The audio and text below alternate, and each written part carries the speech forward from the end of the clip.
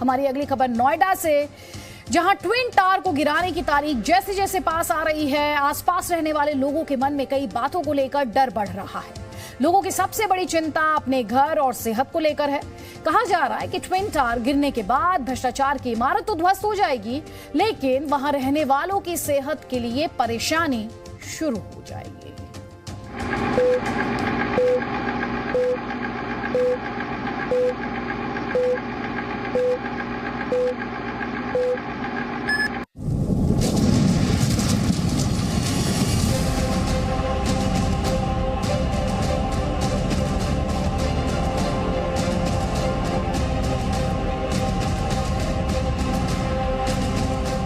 यही तो सब कुछ सोच पड़ रही है नहीं कि गिरेगा कैसे, सीधा नीचे बैठेगा कि इधर उधर गिरेगा।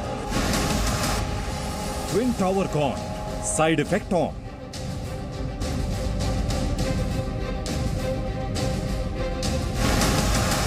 मलबा और धूल का गुब्बार दर्द देता रहेगा।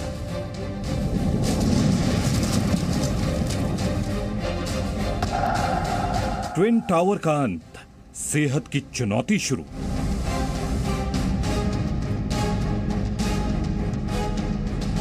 नोएडा के सेक्टर 93A में बने सुपरटेक के ट्विन टावर को गिराने के लिए भले ही तमाम तैयारियां की गई हों, लोगों की हर परेशानी का ध्यान रखा जा रहा हो, लेकिन डॉक्टरों की माने तो टावर के गिरने के साथ ही आसपास के लोगों के लिए नई परेशानी शुरू होने वाली है।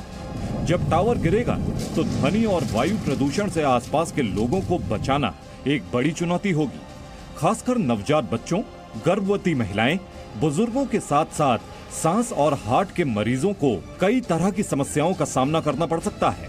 पहला जैसे ही ध्वस्त होगा तो उस समय ध्वनि प्रदूषण होगा, तो ध्वनि प्रदूषण के आसपास के एरिया के जो लोग हैं, जो खास करके जो ओल्ड एज के लोग हैं और बच्चे लोग हैं या प्रेगनेंसी महिलाएं हैं, उनमें दिक्कत आ सकती है। जो बच्चा पेट के अंदर, गर्भ के अंदर है, ध्वनि प्रदूषण अगर बहुत ज़्यादा तेज होता है तो वहाँ पे बच्चों को दिक्कत होती है। हालांकि इसके लिए नोएडा अथॉरिटी ने कई तरह की तैयारियां की हैं।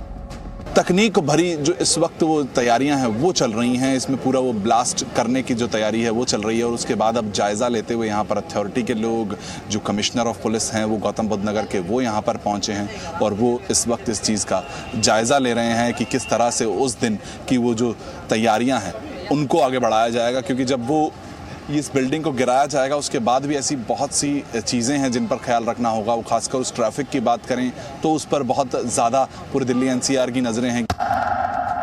जिस दिन ट्विन टावर में ब्लास्ट किया जाएगा उस दिन 250 मीटर के एरिया में आइसोलेशन जोन होगा। आसपास रहने वाले लोगों को अपना फ्लैट खाली करना होगा। आसपास के 40 टावरों के लोगों को सुरक्षित जगहों पर पहुंचाया जाएगा। यहां तक कि करीब 3000 गाड़ियों को हटाया जाएगा। लगभग सभी तैयारियां पूर्ण हो गई हैं। 28 तारीख को किस प्रकार की और संभावनाएं हैं, विंड डायरेक्शन क्या रहेगा, डस्ट कहां तक जा सकती है, क्या सेफ्टी प्रिकॉशंस हैं, इस सब के बारे में आज अभी यहां पे विस्तार से चर्चा हुई है। ट्विन टावर के गिरने के बाद आसपास के क्षेत्र में जबरदस्त धूल का गुब्बारा उठने की आशंका जताई गई है। इसके साथ ही काफी दिनों तक मलबा हटाने का भी काम चलता रहेगा। ऐसे में डॉक्टरों का मानना है कि ब्लास्ट के वक्त और उसके कुछ दिनों बाद तक भी आसपास के लोगों को परेशानी झेलनी पड़ेगी। धूल और प्रदूषण की वजह से जो लोग 28 अगस्त को वापस अपने फ्लैट में नहीं लौट सकेंगे, उनके लिए रात में आसपास के टावरों में रुकने का पूरा इंतजाम किया गया है। ये पीछे सुपरटेक की जो बिल्डिंग है वो आपको नजर आ जाएगी, और उसके साथ साथ आसपास के जो फ्लैट्स के लोग हैं, यानी रहने वाले 1396 फ्लैट्स चिन्हित किए गए हैं नोएडा अथॉरिटी और पुलिस की तरफ से कि इन सभी लोगों को खाली कर 28 अगस्त को सुबह 7 बजे ही निकल जाना होगा। साथ ही के वो मार्केट हैं जो कि उस दिन पूरे दिन बंद रहने वाले हैं। हालांकि अभी इनको कोई भी जानकारी ज़्यादातर नहीं पहुंच पाई है कि कब तक वो दुकानें खुलेंगी या बंद होंगी, और उस दिन शाम के बाद कब वो वापस अपने काम पर लौट पाएंगे।